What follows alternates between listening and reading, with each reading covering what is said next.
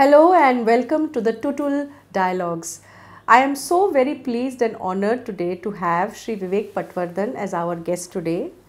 Uh, and most of you watching this might know Vivek Patwardhan really well, and it's difficult to describe such a prolific person, but let me attempt.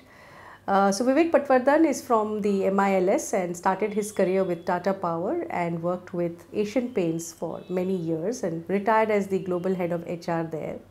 He is known to be an expert on labor law and has great insight on conflict management. He's been a teacher and a professor, the TISCO chair of industrial relations at Tata Institute. He's an award-winning blogger. He's written several books. He's a person interested in street photography, in sketching, in writing limericks, in interviewing people, and is often called as one of the experts and guest speakers in many of the large forums. With Vivek sir, I have had the privilege of meeting him in my early career with Asian Paints when I joined there, and I remember he gave us a test which we all had to answer. And so many years later, I have the privilege of working with him as we work on several social sector initiatives, notably one of them being Mashal, which is a program that we do for healthcare providers. But being with Vivek ji and following him on all the creative pursuits is a great opportunity. So we have many years of experience coming forth and we will discover the life of Vivek Patwardhan as we go along. So let's start at the beginning. There was a point in time when you were young and you were a student, and I'm sure there would have been some interesting turning points in your life that was there before the start of your work. So tell us a little bit about what happened in your student life and how that shaped you. Well, there actually was a turning point in my student life. I was a fairly good student in school, and I thought that my success will continue forever, which it didn't. So I kind of became very overconfident, and I wanted to do medicine, but overconfidence killed it. And I scored very poor marks in inter-science. In our days it was called inter-science, and then you went for medicine. So it didn't take me too long to realize that the overconfidence had given me a big hit. Okay. Then started a period where I would say I developed an anti-Midas touch. So whatever I touched became mitti within no time. Okay. Midas touch is where he touches something, it becomes gold. Okay. So I had an anti-Midas touch. Nothing worked for me. Okay. And it was very painful. Somehow I think, I don't know why it happened, but I had secured admission for MSc with biochemistry. So I lost my admission to MSc with biochemistry, and that was my dream. I wanted to do PhD in biochemistry, but I lost the admission. So what to do? So only one option. I enrolled for law, and I came from Marathi medium school. So my English was very poor. You can write a science exam by knowing 7-8 verbs, okay, increases, decreases, those kind of verbs can see you through. Law was a very different experience. I could not understand anything there, okay, and some of the laws like constitutional law, etc., were outright boring for me. I mean, it was not my field. So I had enrolled at Government Law College, but most of the time I went to the sea and sat there looking at the sea. Okay, I didn't attend college for a long time, and the inevitable happened. I developed an aversion for law, and then I flunked in that exam.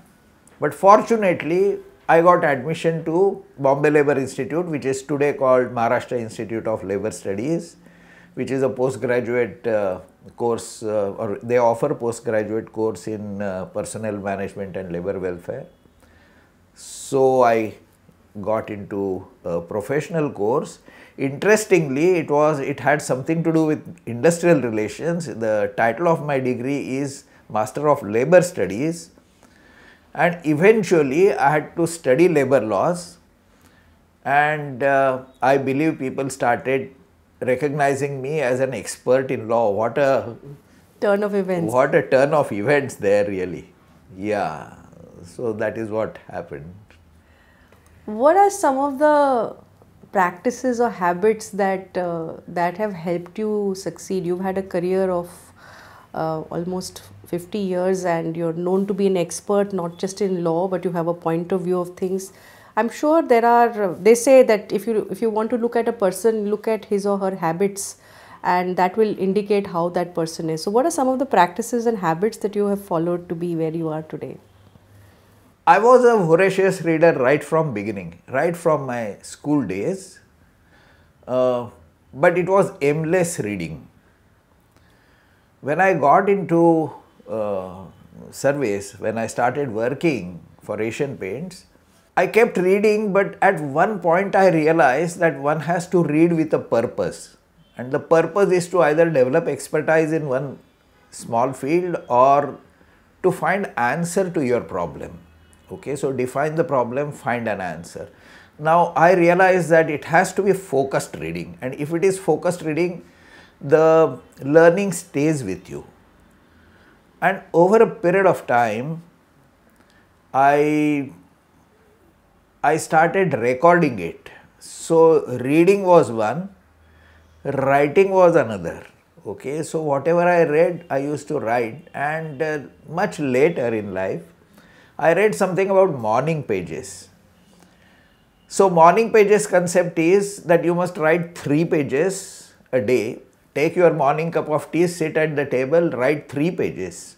The quantity is specified, not the quality. You can write anything that comes. Okay, now I have been writing that ever since 2006. So almost 16 years or so I have been writing regularly.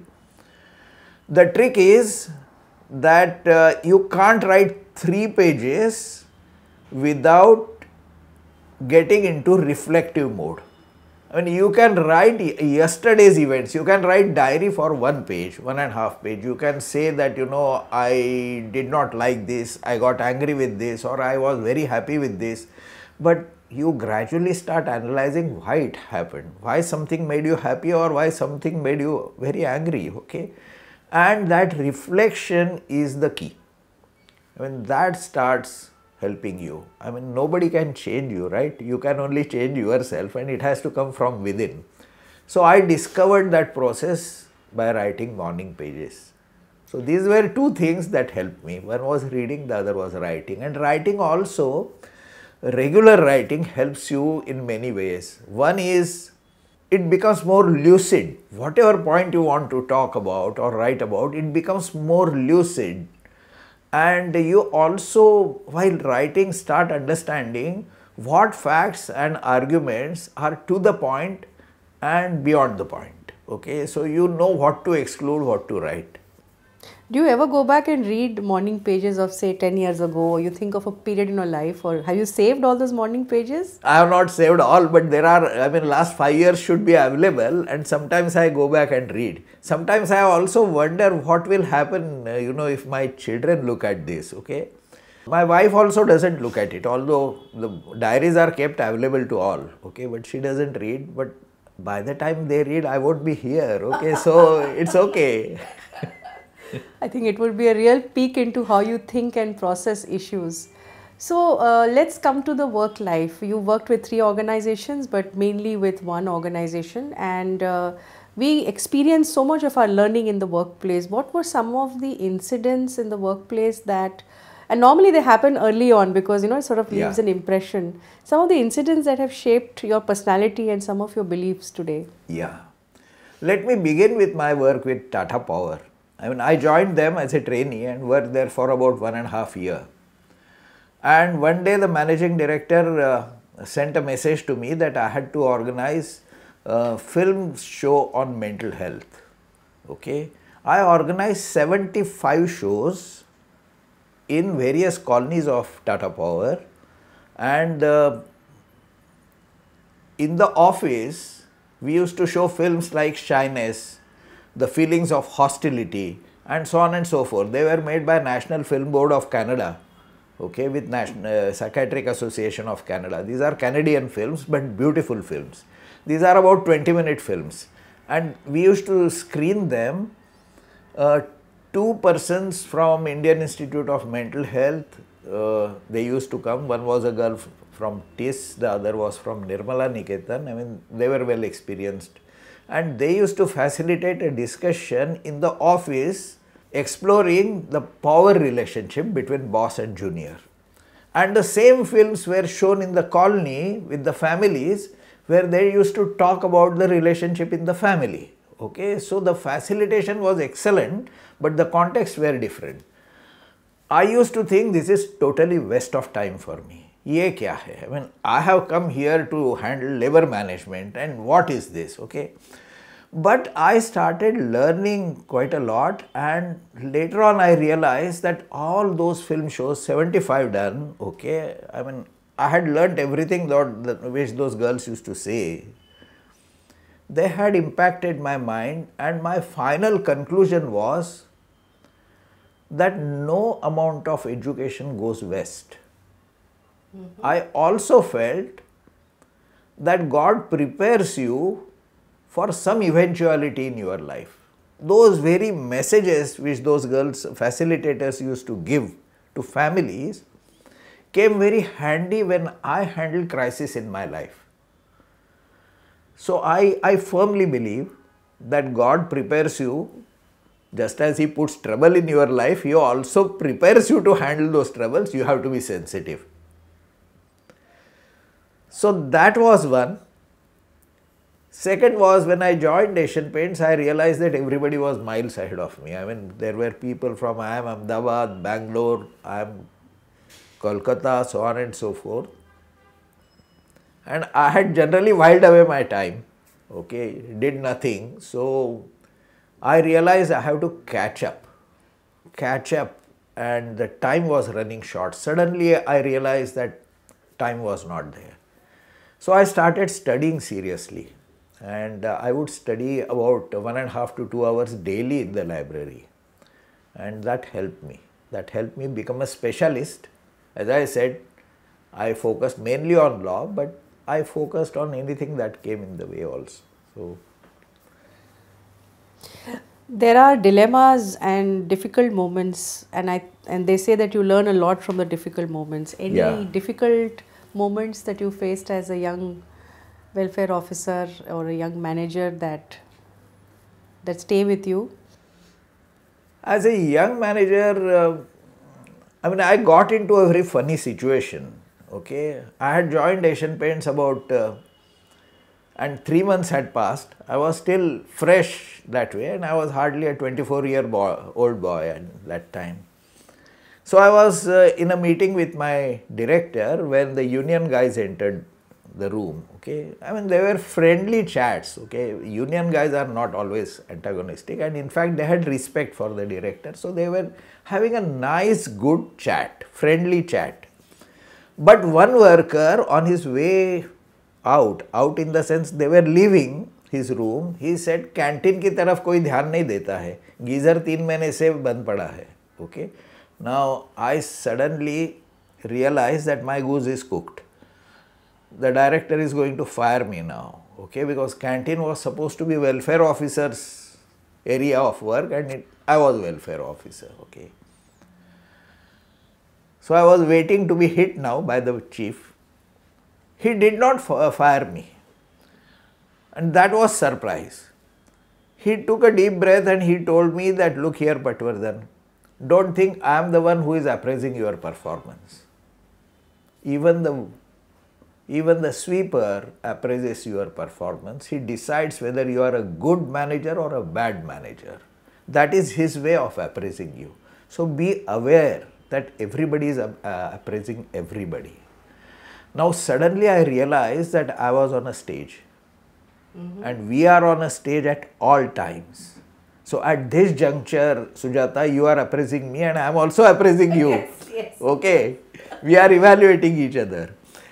We have to be very conscious, and this realization, I think, made me more authentic, because the only way is being authentic. There is no other way. Okay, you might make mistakes. Say you made mistakes. I goofed up. Okay, and be honest. Be authentic. It is not I was a finished product at 24 years of age, but these incidents, they gradually chisel out wrong things out of your personality. And over a period of time, you learn to be far more authentic.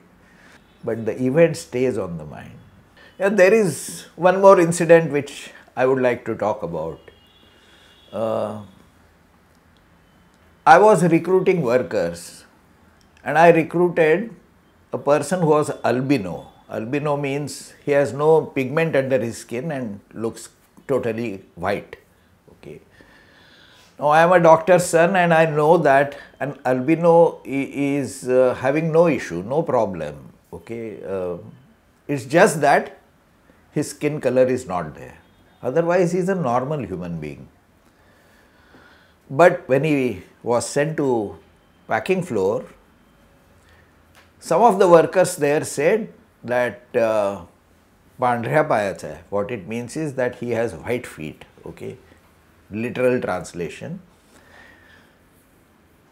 Pandhya payacha means somebody who will bring bad luck to you. Really? Okay. So that's the superstition. Okay. So some workers refused to work with him. Some of them felt he was a leprosy patient. Okay. Now all these have no foundation in medicine. Okay, but they are superstitions. What can you do about that? So one worker came and told me that, sir, don't employ this man. Okay, he should not be there tomorrow. I said, why? He is a normal fellow and I am not going to remove him. Okay. But there was some kind of you can't call it unrest, but people were uncomfortable. Then the production manager came to me and he said, you better remove this man. I said, why? I am not going to remove. But I was a young fellow, barely 24 years old, and he was a big man. He fired me left, right and center. He said that you keep your principles at home. If the production stops here, will you be responsible? So I didn't know what to do. So at the shift end, I called that fellow and I said, young man, don't come from tomorrow. So he sat in front of me and he said, sir, माझं काय चुकलं? What wrong did I do? Okay. I could not answer that question, but for next 2 nights I tossed in the bed because I knew I had done something terribly wrong and something which in the heart of my hearts I felt was being very unjust, unfair, and I didn't know how to handle it. I also felt I was not assertive enough. Okay. That kind of night I decided that I will speak my mind. I was always speaking my mind, but a young man can be bullied easily. Okay, so I got bullied, and on that day I decided that no matter who is in front of me, but I will always speak my mind. Okay. So then there were some instances, we don't have to go into those details, when I spoke my mind even to the senior most people in the company without hesitation. Okay. One of them told me that I do not agree with you, but I always listen to you because you speak your mind, you don't speak what I would like to hear. And I thought that was the best compliment I had ever got. Okay. But I feel that this incident of albino made me stronger to assert myself. Of course, as a young boy, you are more antagonistic and you think that candor is speaking the other side of the story or putting across your point almost in a confrontational style.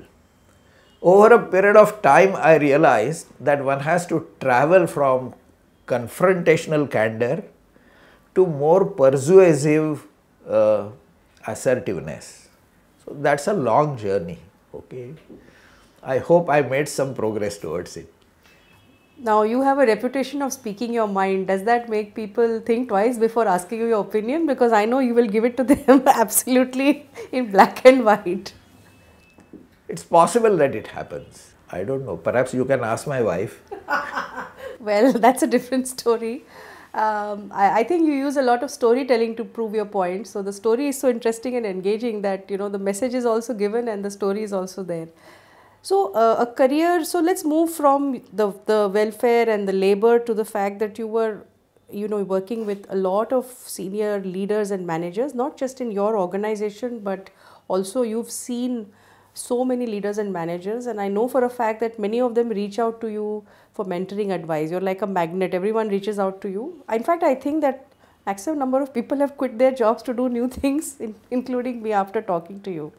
Now, as you look at lives and careers of leaders and managers, what are some of the insights of what one can do and one should not do?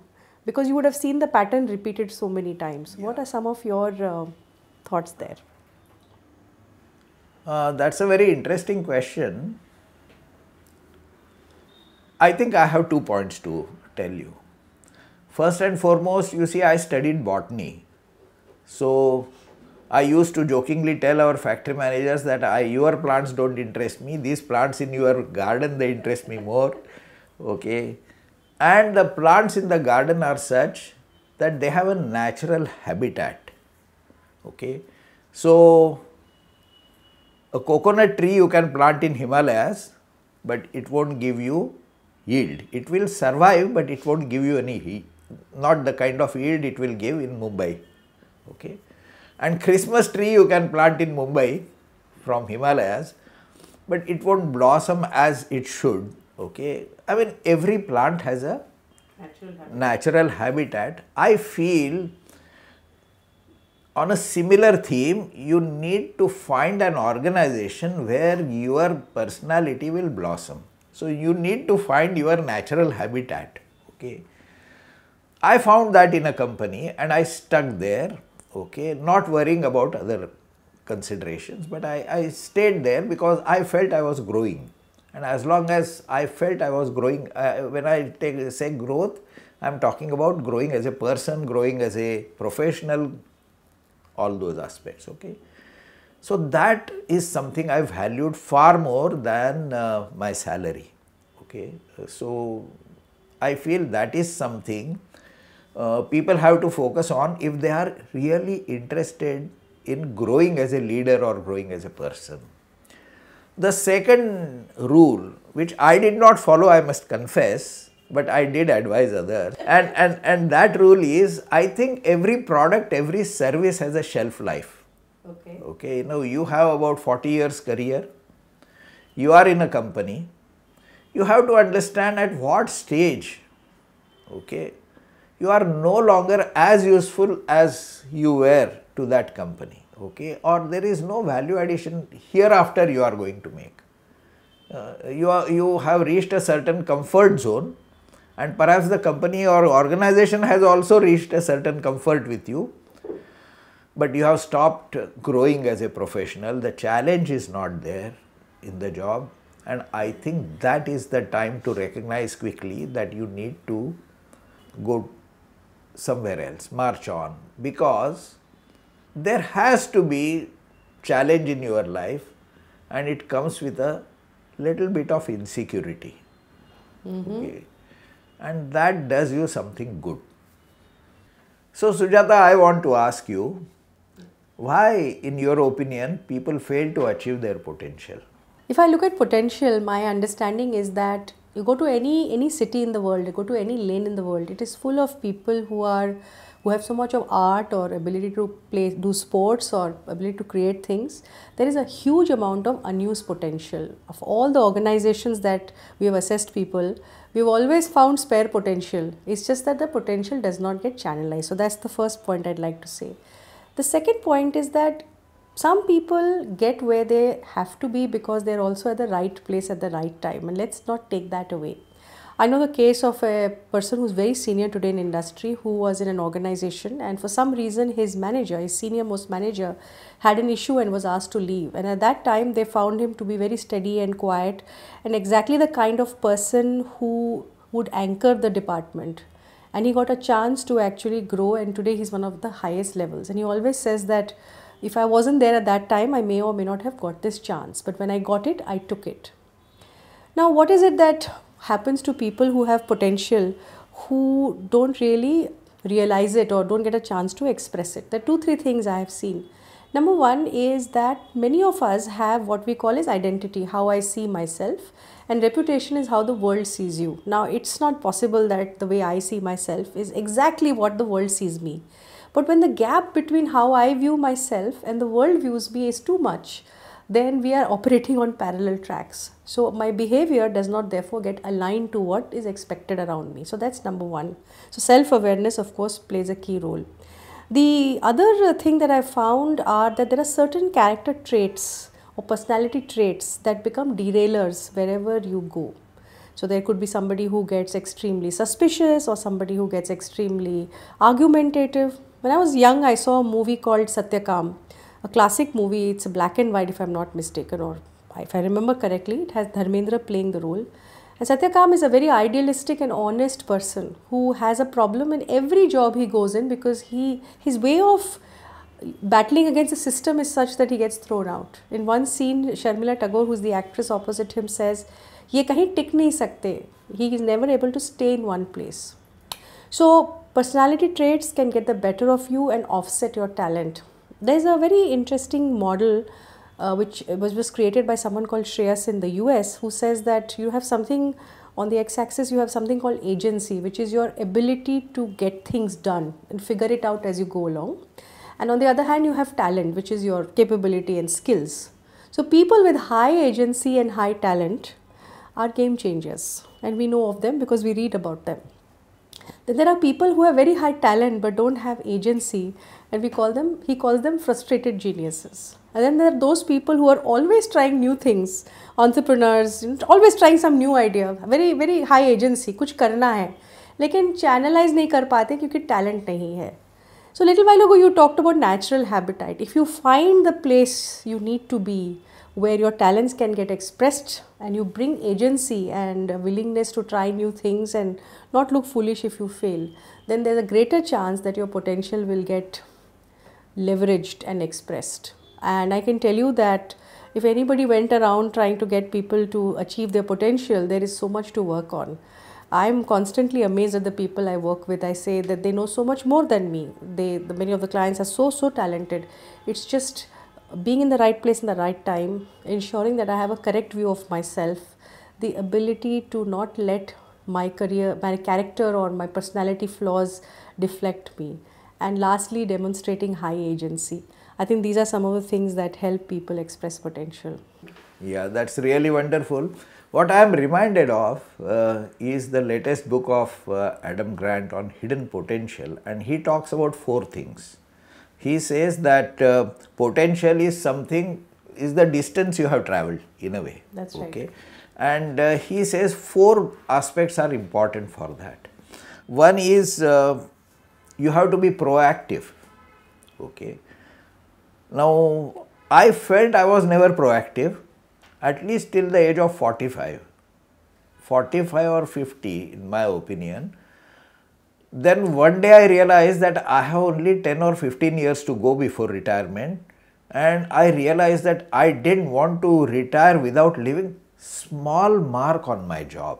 Okay, I mean that is the wish of everybody. I know that mark is like the footprint on sand dune of time. Okay, it will get washed away, but at least some mark. Okay, so I suddenly woke up, and that led to my being proactive is what I feel. Second thing which he talks about is being pro-social, which means you should be able to relate to people. That is what you also talked about, the relationship with people matter. Third thing he talked about is being disciplined. Okay, and I think some author has talked about 10,000 hours of work. Okay, and determination is last. Okay, so he says that these are 4 things that see you through. So there are people of who have practiced quite a lot, 10,000 hours, and have become great people. Okay, they may not have got recognized like that at their young age, but practice makes a perfect person. So that way, that determination and discipline comes into picture.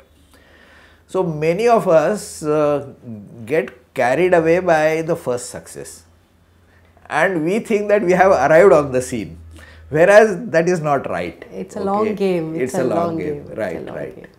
I read somewhere there was a twist on the 10,000 hours to saying 10,000 iterations. Yeah. So it's like, let's say I cut a fruit for somebody as a fruit vendor, or I set up a mic for somebody, and I do it 10,000 times. Every time I'm trying to do it better. So 10,000 iterations takes it to another level. And one of the things I find in successful people is that they have childlike curiosity and always wanting to learn, and always not saying, oh, I've been there, done that. So one of the things I am extremely afraid of is of becoming mediocre and of doing what I did in the past, because I've seen how you meet a new audience, you do what you did in the past, everybody is very excited, but in your heart of heart, I'm still doing the same thing that I did elsewhere. Yes, so yes. I guess how fast you run and how much I would like to share one experience. Yes, please. Okay, somebody who was present when I was doing sketching. Okay, I was making a sketch of a person standing with a hat in his hand. Okay, so as I was finishing that sketch, he said, I want to give you an exercise, and he turned the reference picture upside down. That is to say, his feet were up and his head and hat was down, and he said, now copy this. Now you can't copy that unless your right brain starts working. Because it doesn't make sense to the left brain. It just doesn't make sense, and you have to really concentrate heavily on what you are doing, and it woke me up completely. Okay, I realized that one simple trick of turning the picture upside down and sketching it had so much impact. Okay, it shakes your inertia and it shakes your confidence also, and it shakes your overconfidence. Very interesting. I read somewhere that when we are trying to figure out, does this person look like this person, sometimes you're trying to see familial resemblance. So they say you actually supposed to turn the picture upside down, because then your brain doesn't recognize the face. Then you're noticing the ear and the nose and the... Yes. So an alternate view of looking at things makes you look at it differently. Today somebody on LinkedIn has written that all year-ending themes are about what is going to change in 2024, what's going to be there. And he says, why are we not talking about what will not change? Yeah. And I thought that was such an interesting point. This gentleman is a batchmate of mine called Amit Garg, and he wrote a lovely point. He said, let's look at what will remain in learning and development, not necessarily what will change, because what remains endures, and that's why we need to work so much harder at it. So alternate perspectives of life. Okay, so we'll move to the next question. One of the mantras you always give is the learn, earn and return, and it's easy to remember, and I think you speak about it a lot. You've lived that as well. Do tell us a little bit about learn, earn and return. Frankly, this is not my original thought. I read it in somewhere, in some book or newspaper. I don't know where I read it, but I read it somewhere. Okay, and while addressing a class of MBA students, okay, I mentioned it to them that you need to divide your career in 3 phases. You graduate and take up a job around when you are about 24. Next 10 years, 24 to 34, invest in learning. It is not as if you have to do only learning and not earning. I mean, the emphasis is on learning. Okay. By the time you are 34, you are already married, perhaps have a family. Okay, so the interest of your children are put before your interest, and in any case the way you earn, okay, is the way you are going to provide good happy life to your family. So you must earn. There is nothing wrong about earning. Indians and particularly people of my generation, they say that don't focus on money. I'm not talking about focusing on money. I'm saying that you must earn good amount of money so that you can provide good life. That is your responsibility to your family. So next 10 years on earning. And when you are about 45, 48, focus the remaining period on returning. Now returning is returning to the society, returning to the family. Focus is on leaving behind a legacy. Okay. And when we talk about leaving behind a legacy, we are essentially talking about how to be successful in life. I have understood some mantras. Can I teach that to my children? Can I teach that to my nephews and nieces? Okay. Leaving behind legacy, it can be done in many ways. You can write books, you can give them lectures, okay. I mean, it can be done, or you can be simply be a role model. Exactly. But there are many ways. You choose your way, okay, and it happens also in many ways. More than that, you must also do something for the society in many ways. I mean, you can be a Rotary Club member, you can do something with NGO. There are many ways. You choose your way. But giving back to the society or giving back to the organization where you have worked has to be the focus. It can't be your own focus, how I want to be great at the end of my career. That is not the focus. So, learn, earn and return are the three phases of your career if you can manage it that way. So, thanks to anybody who actually invented this concept, but I have capitalized on it. You've lived it. One of the things that that I think people admire, or rather I admire most about you, is the second career concept. I remember you wrote a fantastic speech or a blog on it. I don't know of anybody who's had such a rich, exciting life. I think you have more rich, exciting life than many of us who are working in your second career. So we're talking about blogging, we're talking about writing books, we're talking about sketching. I think you do street photography, working with NGOs, consulting organizations. But I think this entire thing about saying that life can be very interesting at any stage in life and second career. So there may be a lot of people watching Tutul Dialogues who are at 53, 54, 58, 60 saying, now what? Earlier you had, you said you would go on pilgrimages and then life expectancy was less, but today life expectancy is more. So talk to us about second career. How did you come up with this second career and how has your life played out? Yes, many people actually tell me that, I mean, you have changed. What made you sketch something, or what made you do photography and this and that, okay? You have started writing and we never saw this in you, okay?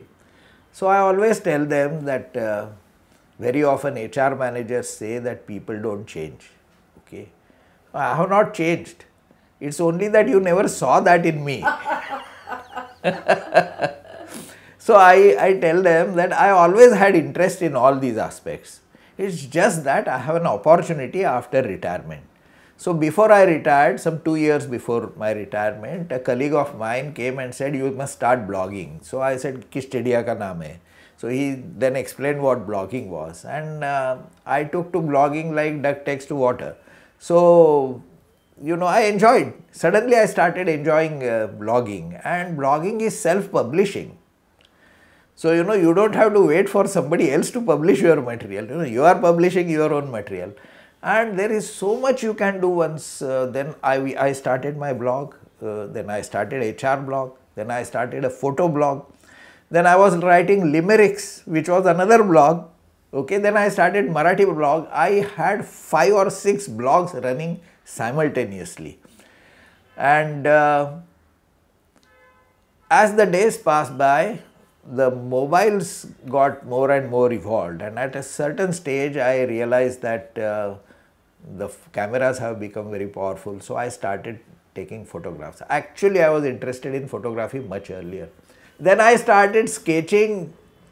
I used to sketch even as a student, not great sketches, but I used to do it, okay.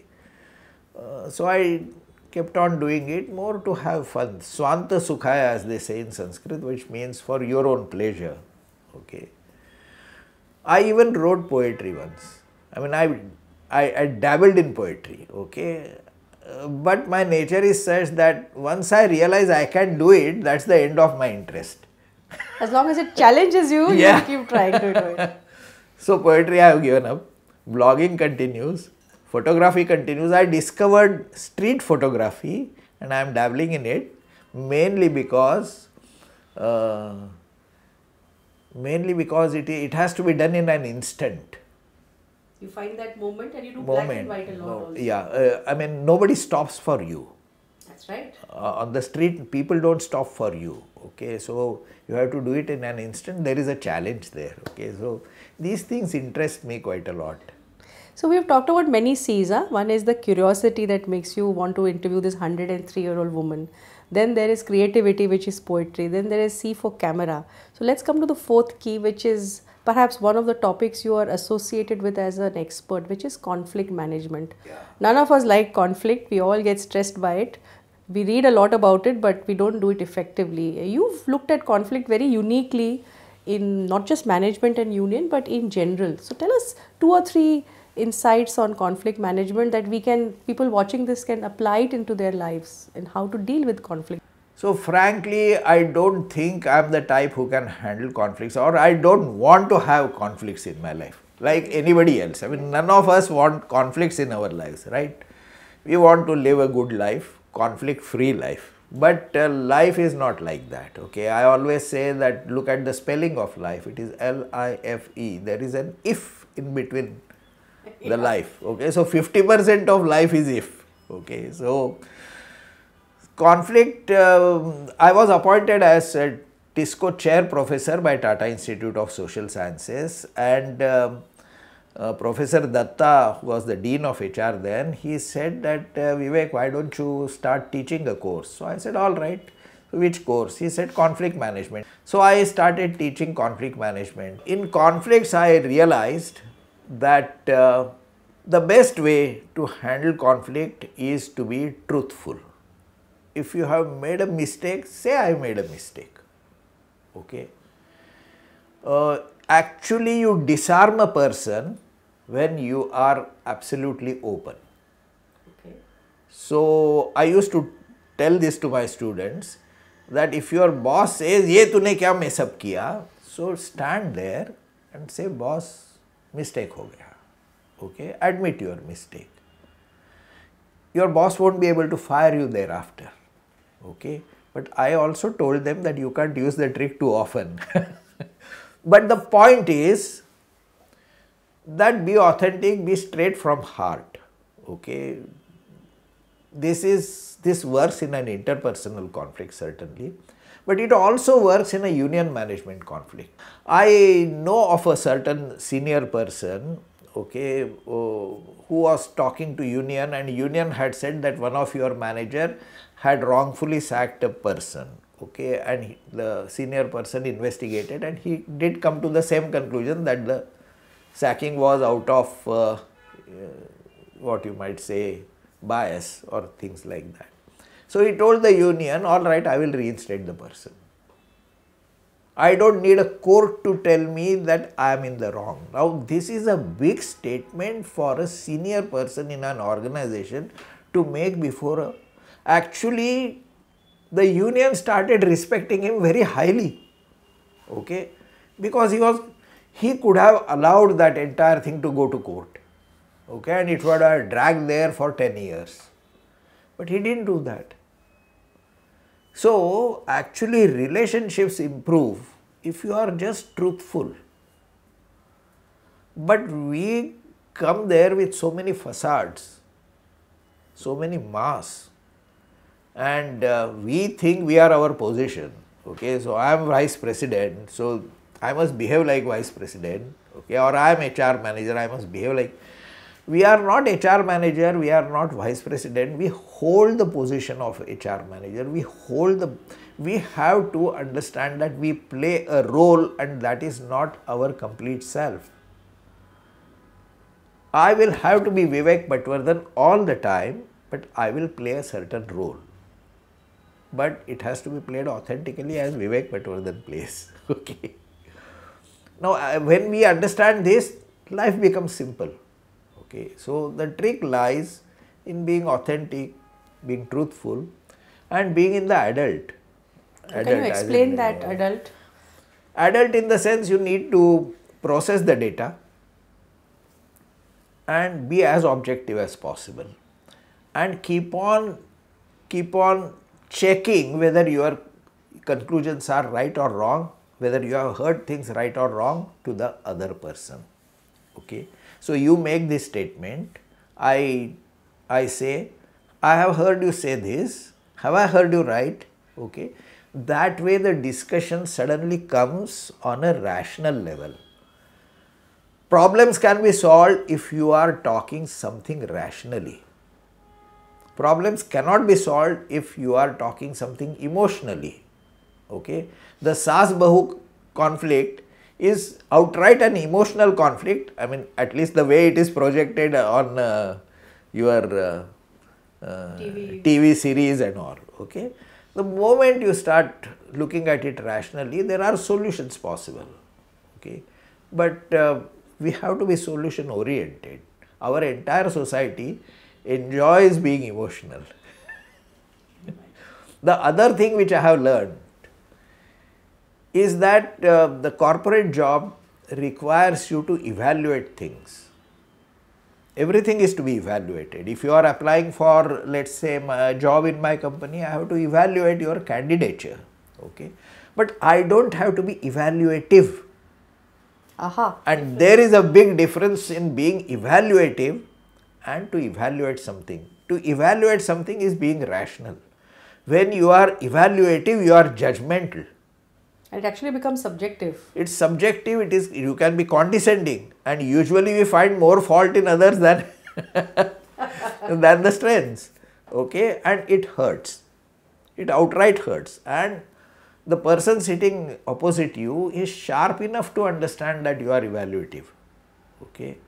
That does not go to build relationship, it does not go to solve conflicts, it actually complicates the things. It leads to hardening of attitudes. So these are some of the things I have learned over a period of time. So you've written many books, and we will talk about the latest book that you've published. But before that, there is a very interesting character in all your blogs called Lulu, and you recently published the Tutul Dialogues as well. Tell us a little bit of who is this Lulu and who is this Lulu as a parrot? Yeah, there is a little bit of story behind it. So in Mundakopanishad, they say that your life is like a tree on which two birds sit. One is eating the bittersweet fruits of experience and the bird is unhappy. And the other bird is looking at that bird and making commentary. I see. Analyzing it. So it is like having your two minds. I mean, sometimes you experience something and later on, you know, dispassionately you are able to look at that experience. Okay, something like that. So there is a Sahitya Academy award winning autobiography in Marathi written by eminent author called Vishram Bedekar, and the title is Ek Jhad Don Pakshi. So one tree, two birds. It is written, entire autobiography is written from the perspective of the second bird. Now just imagine what possibilities it can offer, you know, to examine one's life. Okay.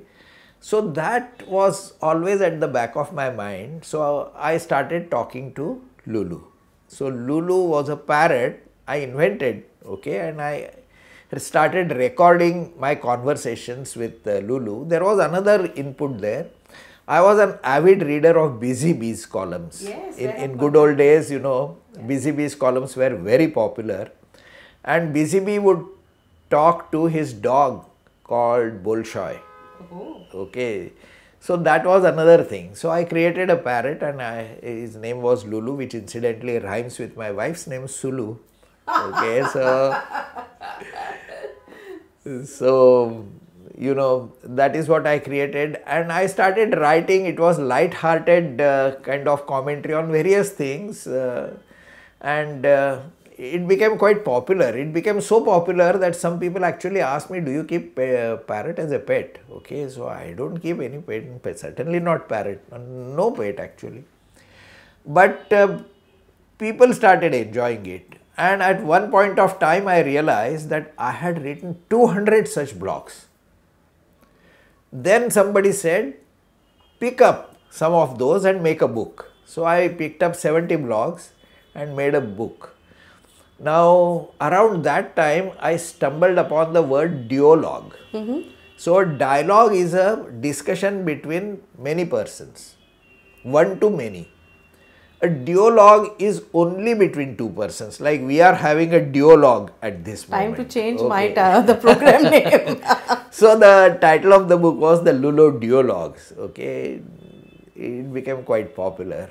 Yeah, and I think the Lulu says a few very pithy statements, and that one statement carries so much of meaning that I often think about your blog. So let's talk about your latest book. I think there's a Marathi book which is Shamikancha Anokhya Jagat, and the latest one is People at Work, which is just got published. Maybe you can just talk about People at Work a little bit. This is my book, People at Work, and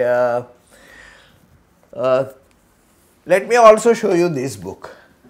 This is Shamikancha Anokhya Jagat.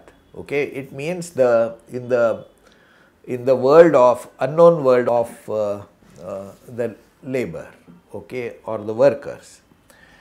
So after my retirement, I started interacting with workers. I have seen from close quarters the lives of workers who are at the lowest rung of the pyramid, social pyramid, okay. And I realized that nobody is understanding their pain, okay. You meet trainees, and do you know trainees remain trainees for years together. For example, they do 1 year or 2 year trainee under Tata Motors, then they do another 2 years at Bosch, then they do another 2 years at Kinetic Engineering. I mean, they move from company to company as trainees before they finally land up a permanent job, and many of them still don't land up, they return to their villages. Then I also met a lot of people who were contract workers, okay. They were contract workers on minimum wages in one particular public sector unit. I interviewed 4 ladies, okay, who were contract workers for 35 years, and 35 years they drew only minimum wage. What it means is their purchasing power never increased.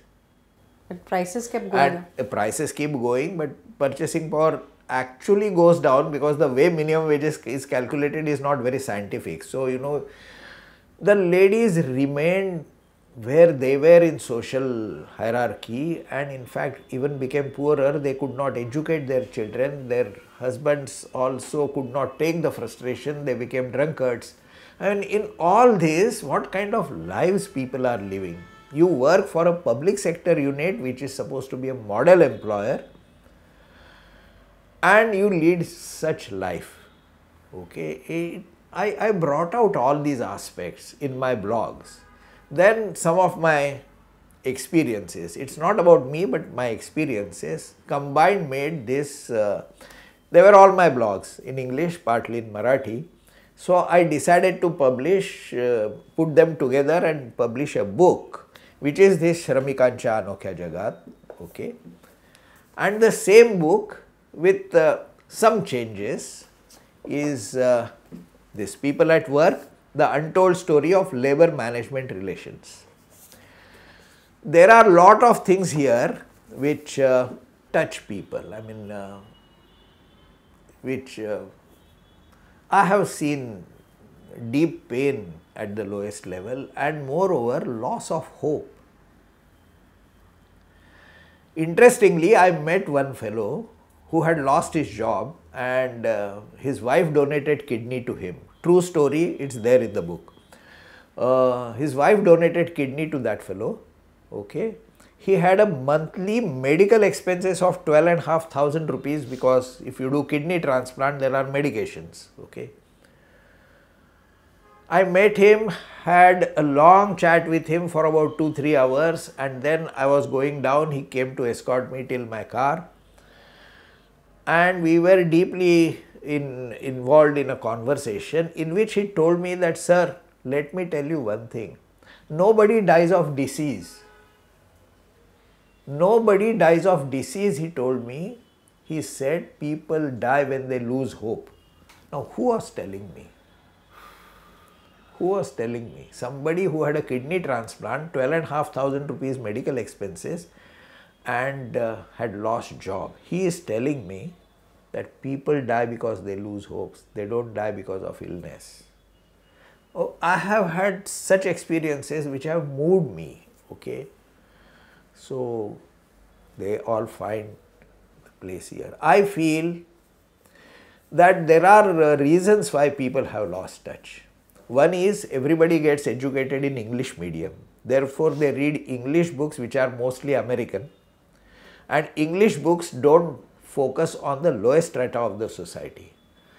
If you want to read that, you have to read Marathi newspapers or vernacular, I would say, and the literature in vernacular. They typically focus on the pain and reality which is there at the bottom of the pyramid. So, this is why I think people in the corporate world seem to have lost touch with this reality, and it is my effort to tell them that there is so much that can be done and needs to be done. Refocus. So, what a conversation. I have no idea how time has gone by. I'll try and summarize. I'm not sure if I'll remember all the insights, but I think we started off by saying that there are moments which are very difficult, and you said you had the anti-Midas touch, and look at how life turns from one end of the spectrum to the other. Second, you said that you were not able to follow law because of your language issues, and today you are an expert in labor law and you write so extensively. You are a published author in 2 languages. You talked about natural habitat and finding that. You talked about how it is important to have courage to stand up and speak what you believe in. You talked about a very simple way of looking at conflict, which is be truthful, be authentic, and be rational. If you're emotional and the other person is rational, it will just escalate. You talked about having curiosity and saying that those things were always within me, and as long as it challenged me, things went by. You talked about a practice of, I think, 16 or 17 years of morning pages, how that enables you to reflect on life. And I think it would be very fascinating for us to read your morning pages at some point, and maybe that can be the next book. What I found very emotional and touching is the way that you have been able to listen to the stories, and I know that you would take your camera and you would actually record interviews of people and their experiences and try and write about them. There are so many dimensions to the personality, and there is, I think, continuous curiosity. But I think the learn, earn, return is something that you role model. I mean, you may jokingly say that I give lectures, but you actually live that. And I think that explains why wherever you are, people somehow find a way of reaching you to ask you to mentor them on certain things. You've certainly been a great mentor. I mean, I feel so happy when people say, oh, you work with Patwardhan sir. And I can't thank you enough for being on the Tutul Dialogues and sharing your wisdom. Love the stories and hope you'll come back again. Thank you so much. Thank you. Thank you.